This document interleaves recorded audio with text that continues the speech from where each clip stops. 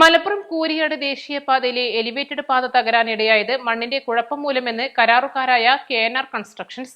Road തകർന്നതിന്റെ ഉത്തരവാദിത്തം ഏറ്റെടുത്ത KNR constructions company executive director Jalandhar Reddy ആവശ്യമെങ്കിൽ അവിടെ പാലം നിർമ്മിക്കാനും കമ്പനി തയ്യാറാണെന്ന് വ്യക്തമാക്കി. അധികൃതരുടെ നിർദ്ദേശങ്ങൾ കമ്പനി കർശനമായി പാലിക്കുമെന്നും അദ്ദേഹം പറഞ്ഞു.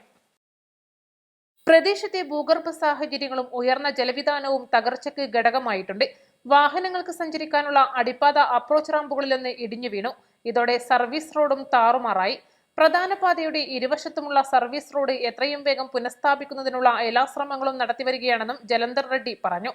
റോഡ് നിർമ്മിച്ച നെൽവയൽ വികസിച്ചതും ദേശീയപാതക്ക് വിള്ളൽ വീഴാനും ഇടിഞ്ഞു വീഴാനും കാരണമായതെന്ന് ദേശീയപാത പ്രൊജക്ട് ഡയറക്ടർ അൻഷുൽ ശർമ്മ പറഞ്ഞു.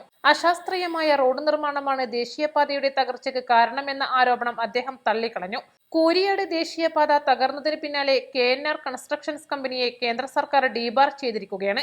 കൺസൾട്ടന്റായ ഹൈവേ എഞ്ചിനീയറിംഗ് കമ്പനിക്ക് വിലക്ക് ഏർപ്പെടുത്തിയിട്ടുമുണ്ട്. ഇത് രണ്ടാം തവണയാണ് KNR കൺസ്ട്രക്ഷൻസ് കമ്പനിയെ കേന്ദ്ര ഉപരിതല ഗതാഗത മന്ത്രാലയം കരിമ്പട്ടികയിൽപ്പെടുത്തുന്നത്. ഡീബാർ ചെയ്തതിനെ തുടർന്ന് തുടർ കരാറുകളിൽ ഇനി KNR കൺസ്ട്രക്ഷൻസ് കമ്പനിക്ക് പങ്കെടുക്കാനാകില്ല. ദേശീയപാതയിലെ അപാകതകളെക്കുറിച്ച് പരിശോധിക്കാൻ IIT വിദഗ്ധർ അടങ്ങുന്ന സമിതിയെ കേന്ദ്ര സർക്കാർ നിയോഗിച്ചിട്ടുണ്ട്. East live, Malappuram.